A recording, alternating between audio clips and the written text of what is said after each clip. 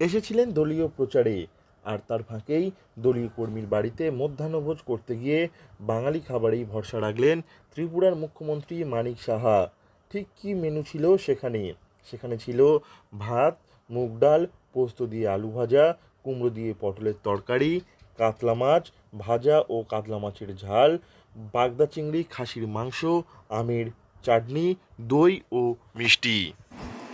যে কমিউনিস্টরা যে কায়দায় এখানে শাসন চালিয়েছিল, কুশাসন আমি বলবো, দুঃশাসন চালিয়েছিল, সে একই কায়দায় তৃণমূলও এখানে এদের শাসন কার্য এখানে চালিয়ে যাচ্ছে।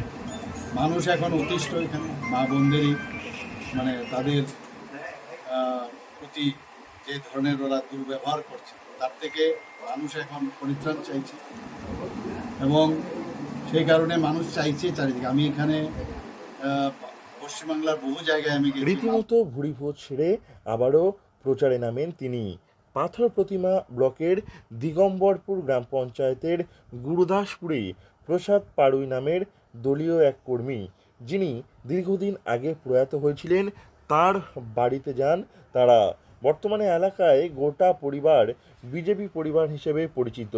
সেই পাড়ুই বাড়িতেই মধ্যাহ্ন ভোজন সারেন ত্রিপুরার মুখ্যমন্ত্রী। আমরাই গেছি, এখানে বালুরঘাটে গেছি, আমি এখানে নর্থ ক্যালকাটাতেও আমি গেছি, সেখানে সমস্ত জায়গায় এর আগেও আমি এসেছি, ইলেকশনের আগেও এসেছি, ইলেকশনের সময় এসেছি। আমি দেখেছি মানুষ চাইছে এখন এদের হাত থেকে মুক্তি পাওয়ার জন্য, এবং একমাত্র পশ্চিমবাংলাকে যদি কেউ বাঁচাতে পারে, প্রধানমন্ত্রী নরেন্দ্র মোদীজি বাঁচাতে পারে। উনি যেভাবে চাইছেন সবকা সাথ সবকা বিকাশ, বিশ্বাস আপনার প্রয়াস, সেটা কিন্তু মানুষ বুঝতে পারছে, দেখতে পাচ্ছে। ত্রিপুরার মুখ্যমন্ত্রীর ভুরিভোজের জন্য এলাই আয়োজন করা হয়েছিল সেখানে।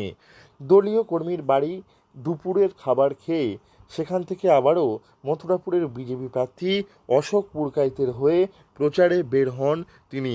তিনি এই প্রচার নিয়ে জানিয়েছেন, পশ্চিমবঙ্গের বিভিন্ন জায়গায় তিনি গিয়েছেন এবং তিনি বুঝছেন বাংলার মানুষ পরিবর্তন চাইছে। তবে পাথর প্রতিমায় এভাবে দলীয় কর্মীর বাড়িতে মধ্যাহ্নভোজ সারায় দলীয় কর্মীদের ভিতরে খুশির জোয়ার বইছে। দক্ষিণ 24 পরগনা থেকে নবাব মল্লিকের রিপোর্ট, লোকাল 18 বাংলা।